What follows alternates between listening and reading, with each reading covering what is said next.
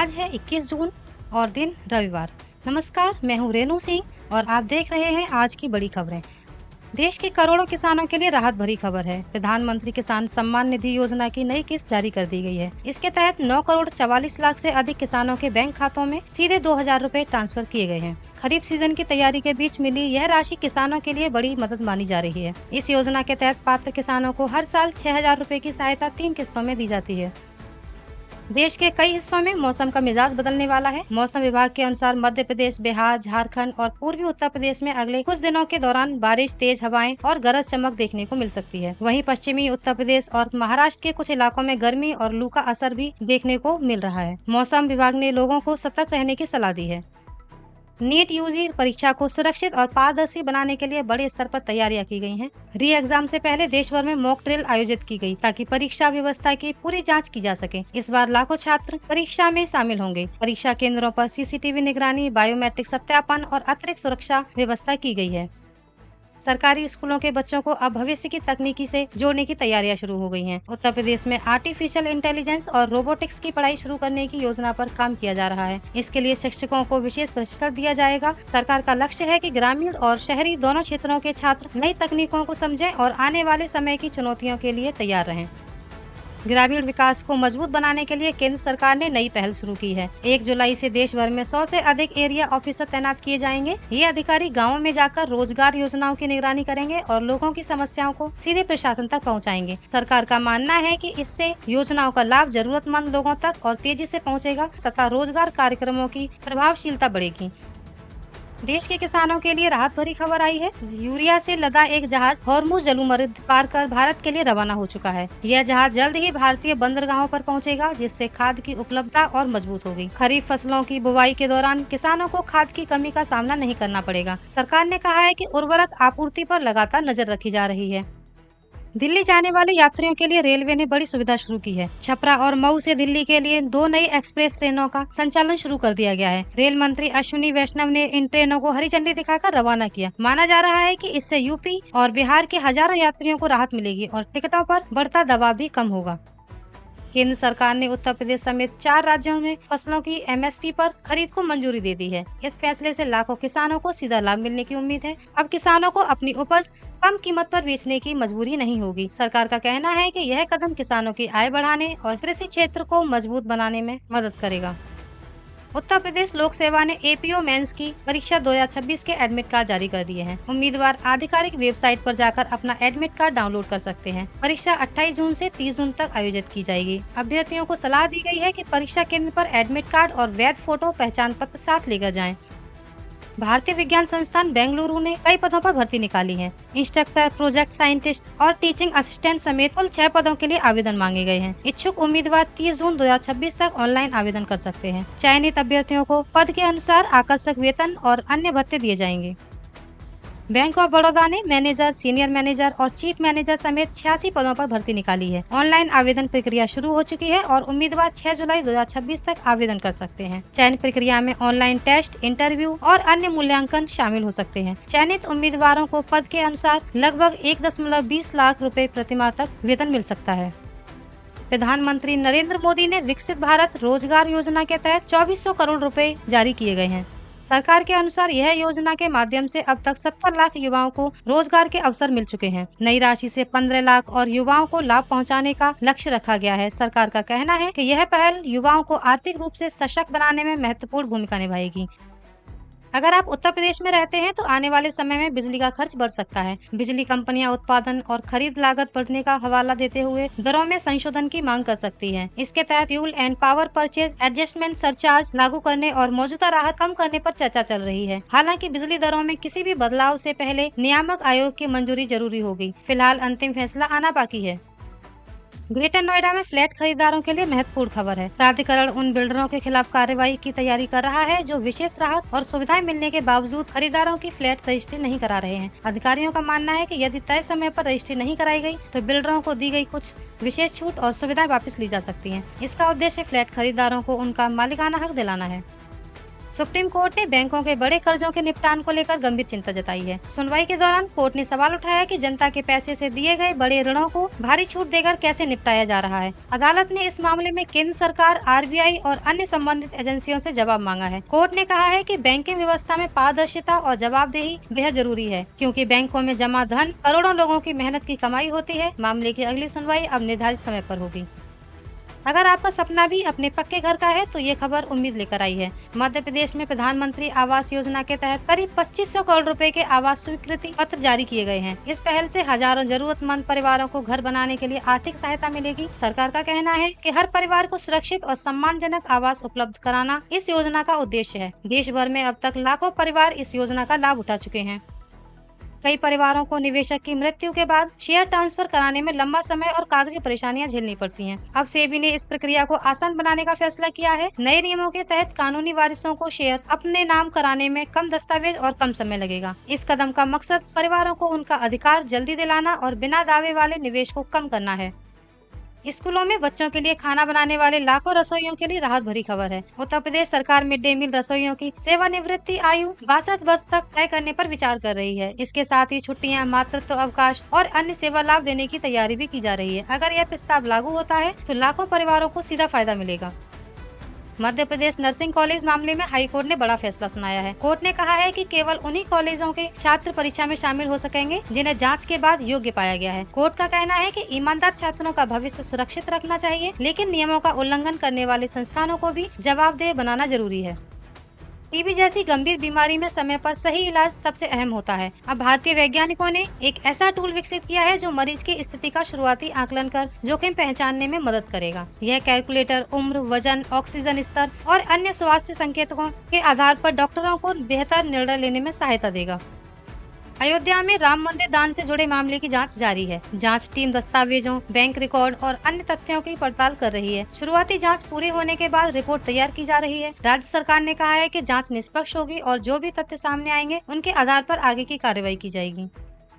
पटना के शिक्षक और यूट्यूबर खान सर को अदालत से फिलहाल राहत मिली है। कोर्ट ने अपने पहले के आदेश को बरकरार रखते हुए कहा है कि अगली सुनवाई तक उनके खिलाफ कोई कठोर कार्रवाई नहीं की जाएगी। हालांकि जांच जारी रहेगी और उन्हें जांच एजेंसियों के साथ पूरा सहयोग करना होगा।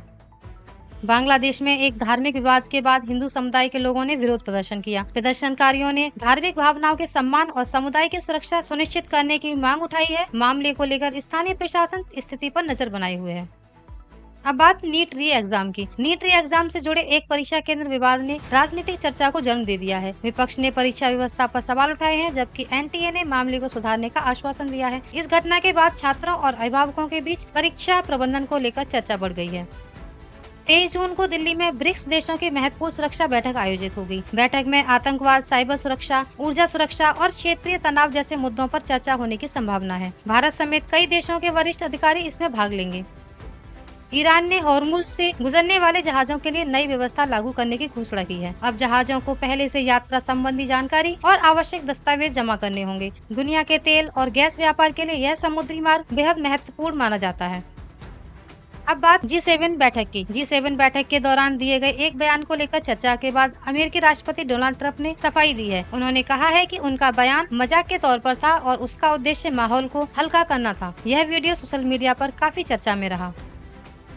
प्रधानमंत्री नरेंद्र मोदी ने ओडिशा और पश्चिम बंगाल में कई विकास परियोजनाओं का उद्घाटन और शिलान्यास किया। इसके साथ ही पीएम किसान योजना की नई किस्त भी जारी की गई, जिससे करोड़ों किसानों को लाभ मिला। सरकार का कहना है कि ये परियोजनाएं पूर्वी भारत के विकास को गति देंगी।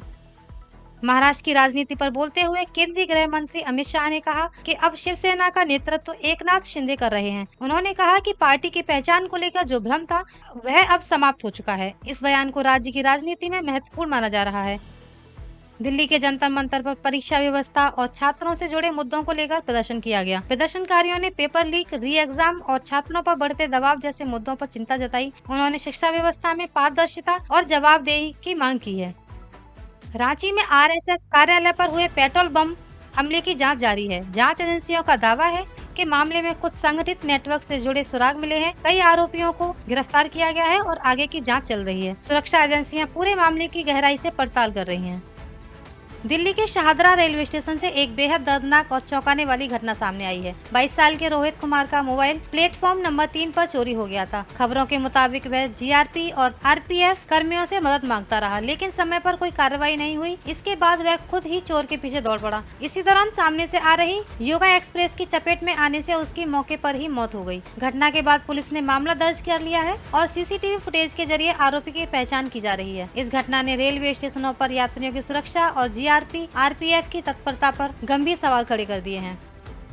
महाराष्ट्र की राजनीति में फिर से हलचल तेज हो गई है। शिवसेना में लगातार बढ़ रही अंदरूनी खींचतान के बीच उद्धव ठाकरे ने बड़ा बयान दिया है। उन्होंने साफ शब्दों में कहा है कि अगर कार्यकर्ताओं और नेताओं को उन पर भरोसा नहीं है तो वे पार्टी अध्यक्ष का पद छोड़ने को तैयार रहें, लेकिन पार्टी को चोरों और अवसरवादियों के हाथों में नहीं जाने देंगे। दरअसल कुछ नेताओं के शिंदे गुट की ओर जाने और संगठन में बढ़ती नाराजगी के बीच उद्धव ठाकरे ने यह भावुक लेकिन सख्त संदेश दिया है। अब सवाल यह है कि क्या इस बयान से शिवसेना की टूटती एकजुटता वापस लौट पाएगी या सियासी घमासान और तेज होगा। अगर आप या आपके परिवार का कोई सदस्य कैलाश मानसरोवर यात्रा पर जाने की तैयारी कर रहा है तो यह खबर आपके लिए बेहद जरूरी है। केंद्र सरकार ने यात्रा को आसान और सुगम बनाने के लिए सिक्किम के नाथुला और उत्तराखंड के लिपुलेख को अस्थायी रूप से अधिकृत इमिग्रेशन चेक पोस्ट घोषित कर दिया है। यानी अब यात्रियों की एंट्री और यात्रा संबंधी औपचारिकताएं पहले से ज्यादा सुव्यवस्थित तरीके से पूरी हो सकेंगी। यात्रा का पहला जत्था भी सिक्किम पहुँच चुका है। सरकार का मानना है कि इससे श्रद्धालुओं को बेहतर सुविधा मिलेगी और यात्रा से पहले ज्यादा सुरक्षित और आसान होगी। किसानों के साथ मनमानी करने वालों को अब सीधा सबक मिलेगा। शाहाबाद अनाज मंडी में एक मंडी एजेंट को किसान की फसल खरीदने से इनकार करना भारी पड़ गया। मंडी एजेंट एसोसिएशन के प्रधान का लाइसेंस तत्काल प्रभाव से रद्द कर दिया गया है। बताया जा रहा है कि किसान अपनी उपज बेचने पहुंचा था, लेकिन उसे खरीदने से मना कर दिया गया। मामले की शिकायत मिलते ही प्रशासन ने सख्त कदम उठाया। सरकार ने साफ संदेश दिया है कि किसानों के साथ किसी भी तरह की मनमानी बर्दाश्त नहीं की जाएगी। इस कार्रवाई के बाद मंडियों में बैठे अन्य एजेंटों को भी कड़ा संदेश दिया गया है कि किसान हित सर्वोपरि है।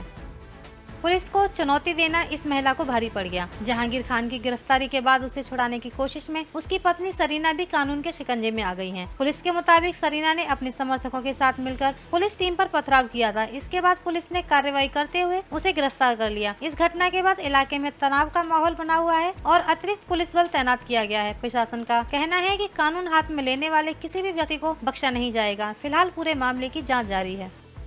ट्रेन में सफर करने वालों के लिए अब लापरवाही महंगी पड़ने वाली है। भारतीय रेलवे ने 13 साल बाद जुर्माने के नियमों में बड़ा बदलाव किया है। अब बिना टिकट यात्रा करते पकड़े जाने पर न्यूनतम जुर्माना 250 रुपए से बढ़ाकर 500 रुपए कर दिया गया है। इतना ही नहीं, किसी दूसरे व्यक्ति के टिकट पर यात्रा करने वालों पर भी यही कार्यवाही लागू होगी। वहीं महिला कोच में अनधिकृत प्रवेश करने वाले पुरुष यात्रियों पर 2500 रुपए तक का जुर्माना लगाया जा सकता है। नए नियम 1 जुलाई से पूरे देश में लागू हो जाएंगे। यानी अब लापरवाही सीधा आपकी जेब पर भारी पड़ सकती है। जन्मदिन की खुशियां कुछ ही सेकंड में मातम में बदल गईं। एक युवक अपनी मंगेतर का जन्मदिन मनाने खूबसूरत पहाड़ी इलाके में गया था, लेकिन खुशी का यह पल कुछ ही सेकंड में दर्दनाक हादसे में बदल गया। बताया जा रहा है कि अचानक तेज हवा का झोंका आया और युवक का संतुलन बिगड़ गया। देखते ही देखते वह करीब 400 फीट गहरी खाई में जा गिरा। हादसे में उसकी मौके पर ही मौत हो गई। सबसे दुखद बात यह है कि नवम्बर में दोनों की शादी होने वाली थी और परिवार शादी की तैयारियों में जुटा हुआ था। इस घटना के बाद पूरे परिवार में मातम पसरा हुआ है। भारत के प्रधानमंत्री नरेंद्र मोदी की लोकप्रियता एक बार फिर वैश्विक मंच पर चर्चा में है। अमेरिका के राष्ट्रपति डोनाल्ड ट्रंप ने पीएम मोदी की जमकर तारीफ करते हुए कहा कि मोदी एक बेहद मजबूत और निर्णायक नेता हैं। ट्रंप ने उन्हें दुनिया के सबसे प्रभावशाली नेताओं में से एक बताते हुए कहा है कि भारत ने उनके नेतृत्व में नई ऊंचाइयों को छुआ है। ट्रंप का यह बयान ऐसे समय में आया है जब भारत की वैश्विक भूमिकाएं लगातार मजबूत हो रही हैं। राजनीतिक गलियारों में इस बयान को लेकर खूब चर्चा हो रही है। अमेरिका के राष्ट्रपति डोनाल्ड ट्रंप ने ईरान को लेकर बेहद तीखा बयान दिया है। ट्रंप ने दावा किया कि हालिया संघर्ष के बाद ईरान की सैन्य क्षमता बुरी तरह कमजोर हो चुकी है। उन्होंने यह भी कहा कि अमेरिका की ओर से अब ईरान को किसी प्रकार की आर्थिक मदद नहीं दी जाएगी। ट्रंप के इस बयान के बाद अंतर्राष्ट्रीय राजनीति में नई बहस शुरू हो गई है और पश्चिम एशिया की स्थिति पर दुनिया की नजरें टिकी हुई हैं। केरल में शिगेला बैक्टीरिया से फैलने वाली बीमारी ने स्वास्थ्य विभाग की चिंता बढ़ा दी है। अब तक 5 लोगों की मौत हो चुकी है और नए मामलों की संख्या भी लगातार बढ़ रही है। सरकार ने लोगों को साफ पानी पीने और स्वच्छता बनाए रखने की सलाह दी है। स्वास्थ्य विभाग की टीमें प्रभावित इलाकों में लगातार निगरानी कर रही हैं ताकि संक्रमण को फैलने से रोका जा सके।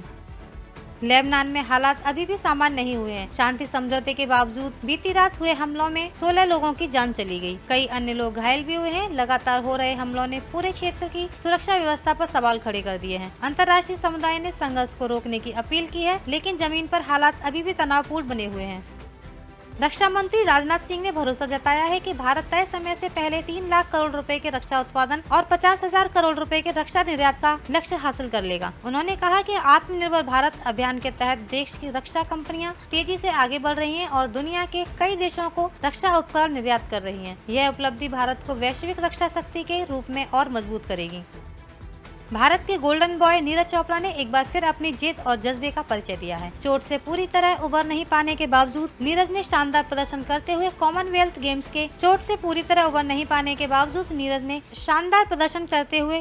गेम्स के लिए क्वालिफिकेशन हासिल कर लिया। प्रतियोगिता में चौथे स्थान पर रहने के बावजूद उनका प्रदर्शन चर्चा का विषय बना हुआ है। खेल विशेषज्ञों का मानना है कि फिटनेस हासिल करते ही नीरज फिर से पदक जीतने की दौड़ में सबसे आगे दिखाई देंगे। करोड़ों भारतीयों की उम्मीदें एक बार फिर उनके साथ जुड़ गई हैं।